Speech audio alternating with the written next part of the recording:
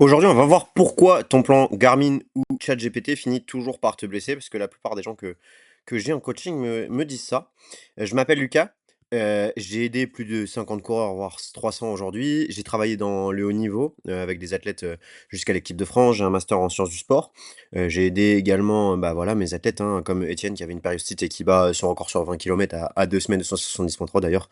Il aura son 70,3 et quand il est venu me voir il y a 5 mois, il avait une périostite et normalement, fin de semaine, il devrait être sur la ligne de départ de son 70,3 et personnellement, j'ai fini mon Ironman sans douleur chronique alors que j'avais un syndrome de l'essuie-glace, un TFL et j'ai mis des années à comprendre ce que je vais t'expliquer dans cette vidéo. Donc voilà, on est parti. On cherche tous, la même chose. Généralement, on cherche le bon plan, celui qui va, tu vois, qui va enfin marcher. On cherche la secret sauce comme on dit chez nous. Sauf que le plan, ça a jamais été le problème. Si tu veux, tu peux prendre le meilleur plan du monde, si il s'ajuste pas à toi, s'il s'ajuste pas à ton identité, il va finir par te blesser. Et je vais te montrer pourquoi et voilà et la chose que tu dois changer, si tu veux, pour arrêter de te blesser. Mais avant ça, j'ai un petit cadeau pour toi, le guide du running sans douleur qui résume tout ce qu'on va te se dire dans cette vidéo. Tu peux le télécharger, le lien est directement, dans la description. Je prends même pas ton email, c'est 100 gratuit. Donc la plupart des coureurs, ils vont faire quoi? Ils vont aller sur ChatGPT, ils vont télécharger un PDF, ils vont suivre un plan Garmin et c'est généralement pour ça qu'ils vont se blesser et le plan, bah, en fait, il va faire ce qu'on lui demande. Il va augmenter la charge petit à petit, un peu plus chaque semaine, tout seul, sur un calendrier. Et au début, généralement, tout va bien.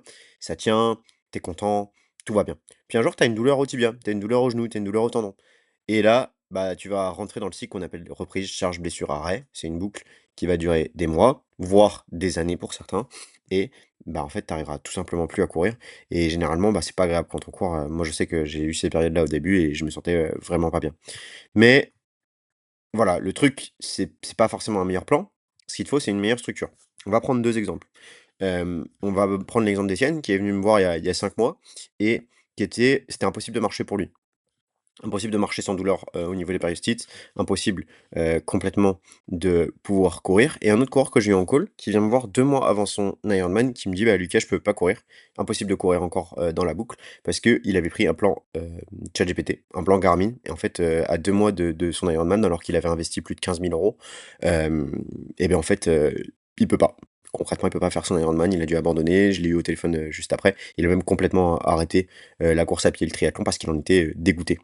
Donc voilà, voilà ce qu'il faut faire à la place. Déjà, tu dois partir de toi, ton historique de blessure, ta gestion de charge, ton volume et ton intensité, ton sommeil, ta qualité et ta quantité, comment l'améliorer, et ton stress. Parce que si tu as un plan d'entraînement qui s'adapte pas à ça, tu vas forcément te blesser. L'étape numéro 2, c'est de piloter ta charge d'entraînement. Et pas avec un calendrier, avec des datas, des choses qui sont vraiment tangibles. Ton ressenti de séance, ça peut être le RPE, ton temps que tu vas passer à courir, ton intensité de séance, que ce soit ta fréquence cardiaque, que ce soit la difficulté de la séance. Et tu dois piloter et ajuster par rapport à ta douleur. En fonction de si entre 0 et 2 sur 10, tu peux continuer. Entre 3 et 5 sur 10, comment tu dois ajuster. Et entre 5 et 10, comment arrêter, comment réévaluer, comment récupérer.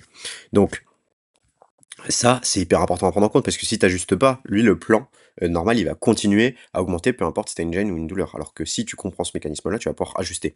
Ajuster quand la semaine dérape, quand tu as une mauvaise nuit, quand tu as une période de stress, quand tes enfants peut-être ont moins bien dormi, quand ton boulot t'a stressé, quand tu as passé une super mauvaise nuit, genre tu pas dormi depuis 3 jours par exemple avec la canicule en ce moment, quand tu as une séance qui est ratée, bah, le plan, il continue. Et c'est pour ça que toi tu te blesses. Parce qu'il doit s'adapter à tous ces facteurs-là qui arrivent dans ta vraie vie. Parce que la vraie vie, c'est d'avoir une mauvaise nuit, c'est d'avoir une période de stress, c'est d'avoir une séance ratée, et ça, c'est le jeu. Et voilà.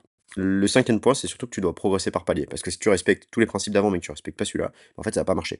Tu dois d'abord augmenter la fréquence. Si tu cours 3 fois par semaine, tu dois y aller 4 fois ou 5 fois, mais des toutes petites séances, genre 5 minutes, 10 minutes. Parce qu'en fait, la fréquence de ton signal d'adaptation va faire que ton corps va s'adapter ou non. En fait, dès que tu envoies plus de signal, ton corps, il se dégrade. Et toi, ton objectif, c'est d'avoir une fréquence de stimulation régulière. Le deuxième point, c'est le volume. Tu dois augmenter ton volume avant d'augmenter ton intensité. Parce que si tu augmentes ton intensité avant ton volume, tu vas pas être capable de tolérer l'intensité. Et du coup, tu vas te blesser.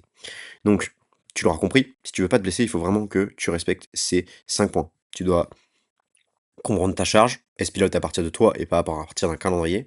Tu dois pas avoir, tu vois, une règle qui est toute faite, qui est millimétrée, et ben tu dois l'ajuster par rapport à toi, par rapport à ton mode de vie, par rapport à tout ce qu'il peut y avoir à côté.